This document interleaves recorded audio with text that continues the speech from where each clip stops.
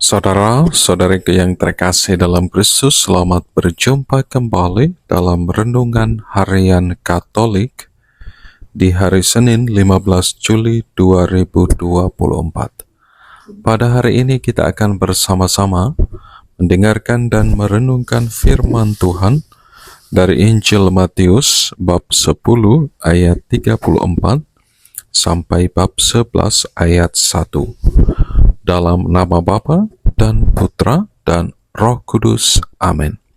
Tuhan bersamamu dan bersama rohmu. Inilah Injil Tuhan kita Yesus Kristus menurut Matius. Dimuliakanlah Tuhan.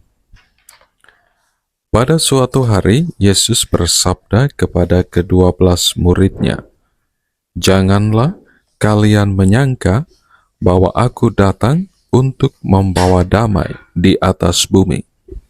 Aku datang bukan untuk membawa damai, melainkan pedang. Sebab aku datang untuk memisahkan orang dari ayahnya, anak perempuan dari ibunya, menantu perempuan dari ibu mertuanya, dan musuh orang ialah seisi rumahnya. Barang siapa mengasihi bapa atau ibunya lebih daripadaku, ia tidak layak bagiku.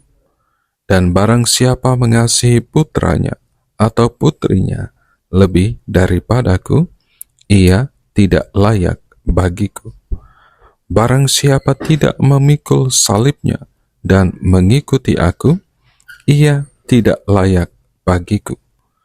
Barang siapa mempertahankan nyawanya, ia akan kehilangan nyawanya.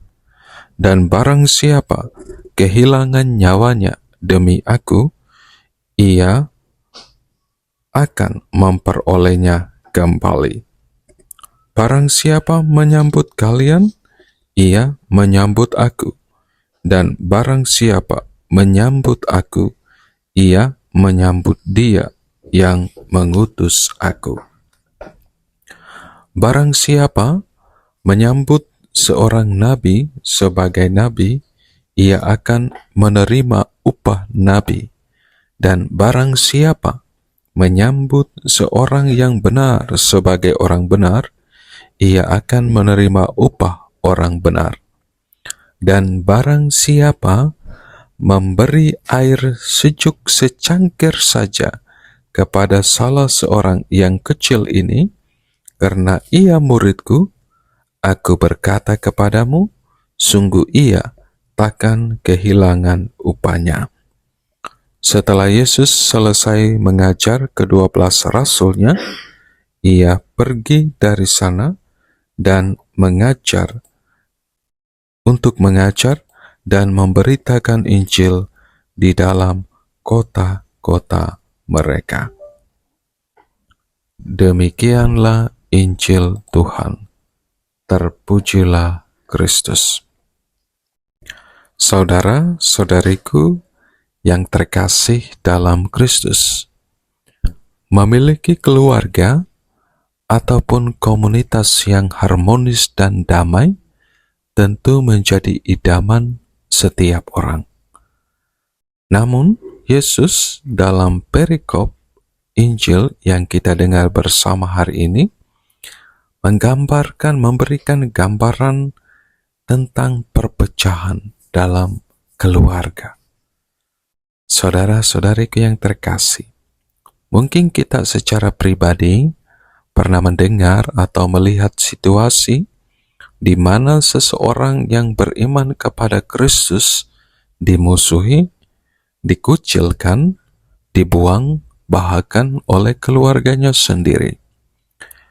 Nah, ketika seseorang memutuskan hidup sesuai dengan standar kebenaran Kristus, maka ejekan dan cemoohan serta permusuhan akan muncul, termasuk dari orang-orang terdekat.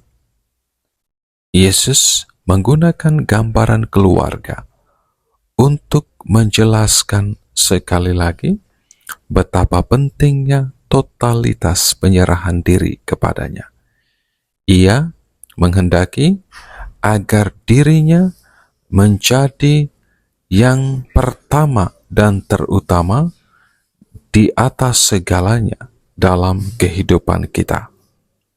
Ketika seseorang mengasihi keluarganya lebih daripada mengasihi Yesus, sebenarnya mereka tidak layak untuk Yesus. Karena mengikuti Yesus membutuhkan komitmen, tekad, dan pengosongan diri hidup kita secara total bagi Tuhan kita. Saudara-saudariku yang terkasih dalam Kristus, mengapa kita harus total dalam mengasihi Yesus? Karena Tuhan kita Yesus Kristus pun telah datang ke dunia ini dan mempersembahkan hidupnya secara total untuk menyelamatkan dan membebaskan kita. Ia telah membaharui kehidupan kita, manusia yang penuh dengan kerapuhan dan kelemahan, manusia yang berdosa, menjadi ciptaan baru dalam Dia sendiri. Dia berkarya dengan tidak tanggung-tanggungnya, bahkan memenuhi tugasnya sampai mati di kayu salib. Saudara-saudariku yang terkasih dalam Kristus, siapa saja, setiap kita yang memilih mengikuti Yesus harus juga bersedia menanggung segala konsekuensi atau risiko yang akan kita hadapi dalam perjalanan hidup beriman kita. Kita harus berani kehilangan segala kesenangan hidup atau kesukaan duniawi bila kita mau mengikuti Tuhan kita Yesus Kristus. Hal itu berarti mengikuti Yesus harus 100% total. Sekali lagi, tidak bisa setengah-setengah. Siapa saja yang tidak bersungguh-sungguh dalam mengikuti Kristus, ia tidak layak baginya. Saudara-saudariku yang terkasih dalam Kristus, selanjutnya dalam perikop Injil yang kita dengar hari ini, Tuhan Yesus juga mengingatkan kita sekalian bahwa siapa saja yang menolak utusan Tuhan Yesus, ia juga akan mengalami penolakan dari Tuhan Yesus di hadapan Allah Bapa. Karenanya janganlah kita ragu dalam melaksanakan tugas perutusan kita.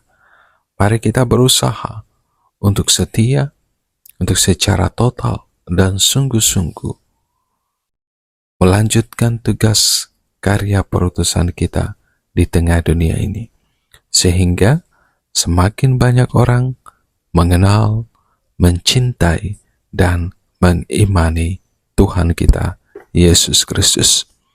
Kiranya Allah Tritunggal yang Maha Kudus menolong kita untuk mengikuti dan melayaninya dengan sungguh-sungguh. Berkat Tuhan beserta kita sekalian, Bapa, Putra, dan Roh Kudus. Amin.